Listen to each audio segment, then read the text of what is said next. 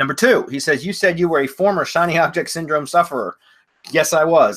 That's absolutely true. I think most of us in this industry or in this space are or have suffered with that and maybe still do at this point. As an SOS shiny object syndrome sufferer is so clearly at the root of my lack of progress to this point. I was wondering what it was that helped you turn the corner. You are clearly totally recovered and in control today. Yeah, you know what it was?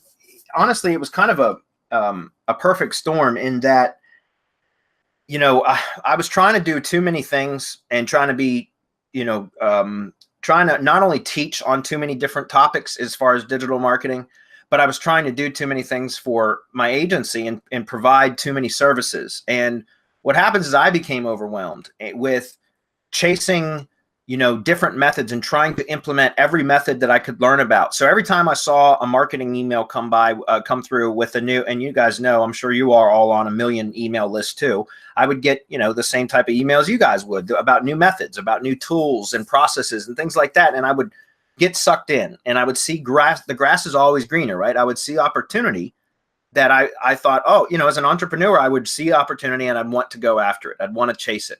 But what happened was over time, things started to accumulate and accrue to the point where, you know, I had 15 projects going on and none of them were really progressing because I was spread too thin across too much. And we as a corporation, Semantic Mastery, kind of suffered that for a period of time too. And in part, I'm the face of the company, I should say, and not to discredit my partners or anything, but in part because I was doing that in my own business as well, right? And so we were kind of going that way with Semantic Mastery, trying to be too many things to too many people. And so really what happened was and fortunately, my partner Adam, he's not here today, but he introduced us to a book by Gino Wickman, I think it is, called Traction. And it's a program for really zeroing in on a singular focus and purpose for a company, for any organization. And we've been working through that now, guys. What are we, over a year now into that Traction? I think, aren't we on our 5th quarter now? Somebody want to comment on that? Yeah, I can't remember exactly what quarter we're on. I think we're on our 5th quarter now. Anyways, we've been and we do everything now. It's kind of a combination of various methods, but you know, like the 12-week year is one of the books that we provide to our mastermind members when they come join.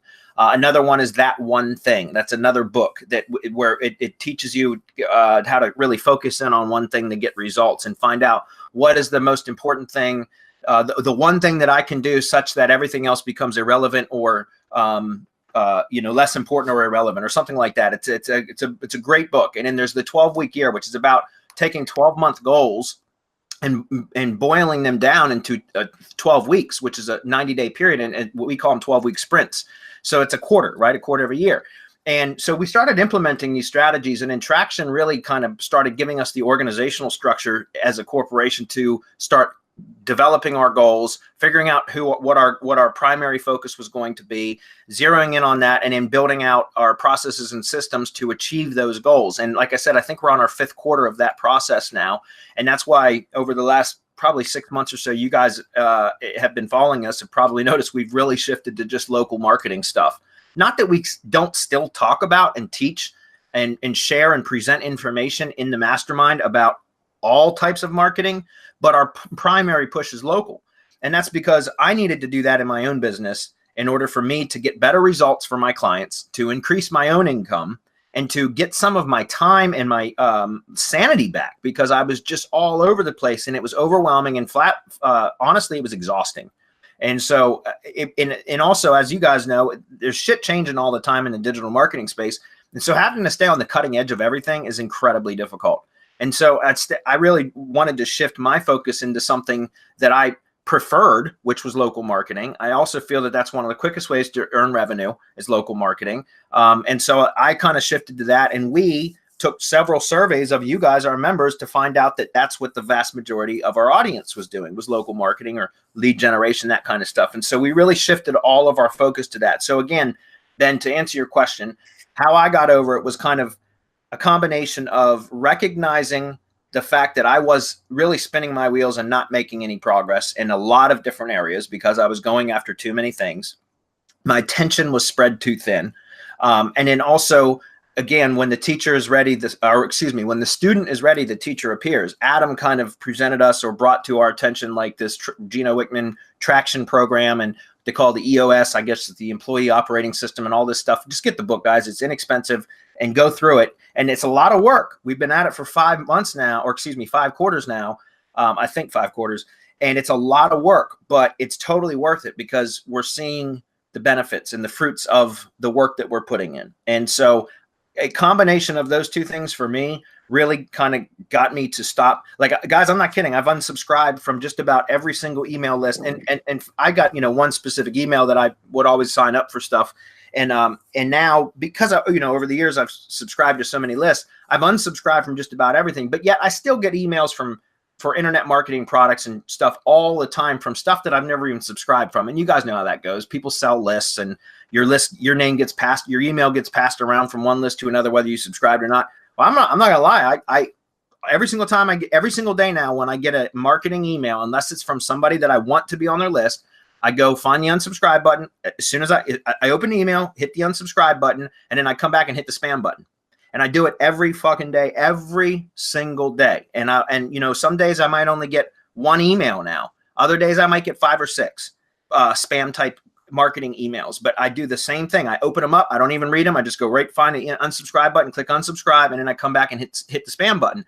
And what it's done is it's really reduced the amount of junk that I see on a daily basis, because it's like, and I was telling this to Ben when we had our mastermind call. It's like being an alcoholic and going to a bar, right? So when you open your email account, if you know you have shiny object syndrome and you're not getting any traction in any one area of your business because you keep chasing opportunity, stop going into your email box and reading these emails, guys. Stop. It's like, get yourself out of the bar if you're a recovering alcoholic, right? It's the same principle. You need to avoid the shit that's detracting from you being able to make progress in your business. And so for me, it was just eliminating the marketing messages. I'm a marketer, so I'm susceptible to marketing messages, right? And so for me, it was just avoiding them, out of sight, out of mind, and putting blinders on, putting my nose down, and working through what I knew I needed to do. And that was local marketing. And right now it's about building the lead gen business and developing processes so that I'm not doing all the work, and in teaching our members about what I'm doing and how we're doing it, right? And so that's what's worked for me. Any of you guys have comments on that? Yeah, you probably should read the latest mastermind issue, like for February, because what I wrote about is pretty much what you just talked about, but on steroids. So like, if you're struggling with that, there's something really, really valuable in there for this month. It's awesome. I will not reveal everything. So like, from mastermind members, you can be looking forward to some really sweet stuff. And I recommend you check it out as well, Bradley. Sure will. Marco? Well, the way that I stopped is I realized that we're producing better shit than most people out there. And so I focus on our own things. And I know that you focus the mastermind, or the mastermind's focus is local. But I'm still in the lab looking at manipulation methods for national, global, just whatever, because that's just how my mind works. I can't just do the local thing and be happy. I have to be able to see like where all of the algorithms are going, where Google is going, where it's taking us, and why, and then try to intercept at the right time, which is kind of like how RYS Academy was born. Then RYS Reloaded, local GMB Pro, as a matter of fact, came through because of that. It was just looking to see where Google was going and why. So I'm constantly after that. Where's Google going? Why? And so as long as I'm on that, like, I don't care about somebody else's shit, because I'm too busy with my own shit. That's how I was able to overcome.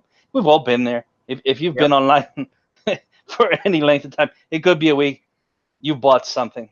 That's just the way it is. Yeah. That's a great question, Ben. I really appreciated that question. So hopefully that was helpful.